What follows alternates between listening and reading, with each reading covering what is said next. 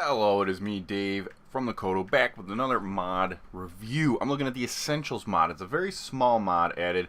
It adds only a couple of things here. You can see it's got, like 10 things added in there, most of them being the soil. But it's a nice mod to add into a mod pack if you're making a custom one that you don't want a ton of the kitchen sink stuff. You want to just add a little bit. You want to keep it a little bit more vanilla, but you want to add some stuff that's a little bit helpful. The first thing I want to look at is the fertile soil. What this has is there's 10 variants for wheat, carrot, potatoes, beetroot, and 6 saplings. Now, the way these work is, so this is the wheat fertile soil. It doesn't need to be watered, and it will help grow things that you plant on it quicker. But if you leave it untouched, you don't plant anything on it, what it'll do is whatever variant it is, eventually it will spawn that and start growing it. Like you can see here, it's started to grow each of the things, and then even with the saplings, it'll plant that sapling. Let me grab a sapling for you real quick. Dark oak sapling. So if I put this down, eventually you're going to see that a dark oak sapling will pop up right there. Now, it may seem a little cheaty, but it does cost a fermented spider eye and then the actual item that you're making the soil for to create 3 of them. So you still have to go find these things, which if you found birch saplings and you were growing them on a tree farm, eventually you're going to have enough tree saplings that it's going to be essentially infinite. This is just doing the work for you. It'll spawn up that little thing right there.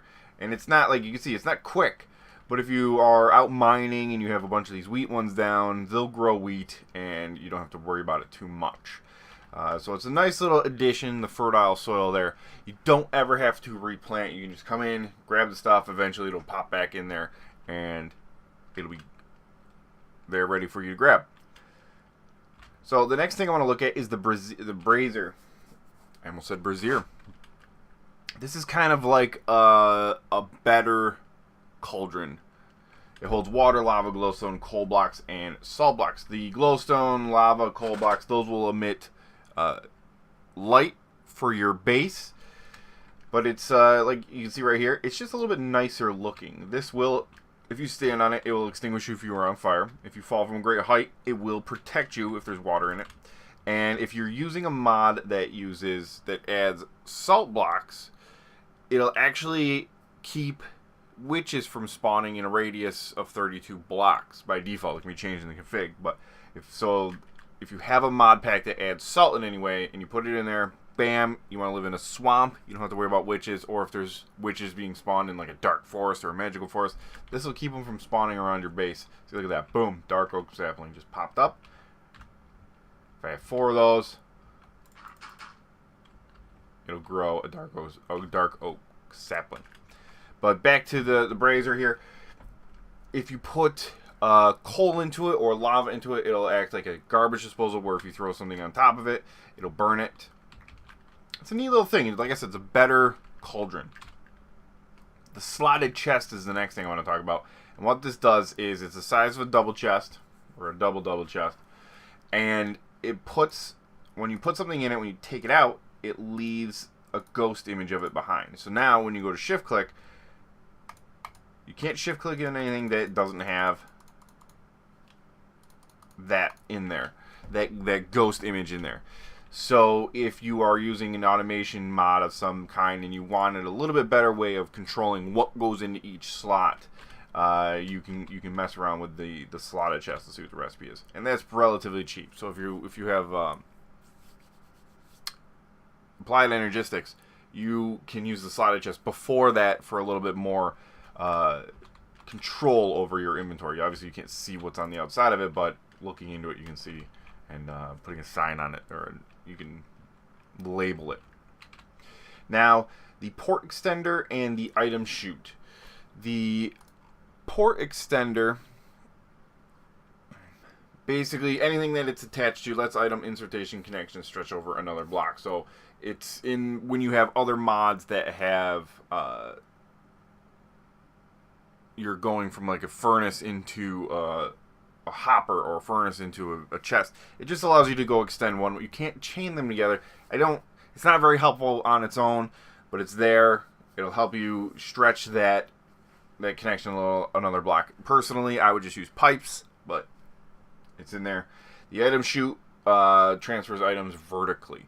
So another one that if I have the mods that add the pipes, I don't really need these two things, but they're there. They help you out a little bit. Same thing with the item chute here. This one's safe for decoration. The next one that's pretty neat is the candle lily pad. Let's look at the recipe here. Just a lily pad and a torch. Now this is something I thought should have been in the game to begin with, because it's pretty neat. So if I place this, it'll act like a regular lily pad where I can stand on it. And if I make it nighttime, get rid of it, it actually emits the light of the torch. That alone is something I would want in just a regular vanilla world, so I can have a little bit of light. This works out very, very well when you have farms where you have just the one block in the middle and you have the farmland all the way around it. You place this down, you don't fall down into it. Stuff doesn't fall down into it, but it also emits light, so you don't have to have a block on top of it. It makes it very nice and neat. Small, flat surface. Love this. This one's amazing. The last thing I'm going to look at here, there's the wrench, but the obsidian cutting tool. It requires obsidian and flint, and he makes 4 of them. So let's grab one of these. Let's grab obsidian. Now what this does is it makes obsidian breaking a lot easier. You have to have progressed to the point where you can actually break the obsidian to begin with, because you have to use it to make this. But this is a simple right click and it breaks the obsidian for you. One click.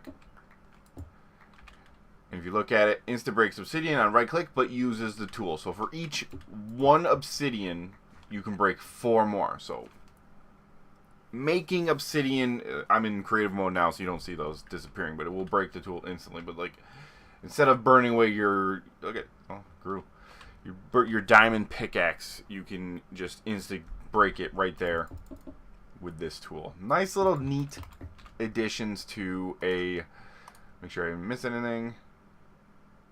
The sorting hopper prioritizes indentation over extraction, makes it ideal for sorting, exactly the same aside from all the differences. So it's a little bit better. It's a better hopper.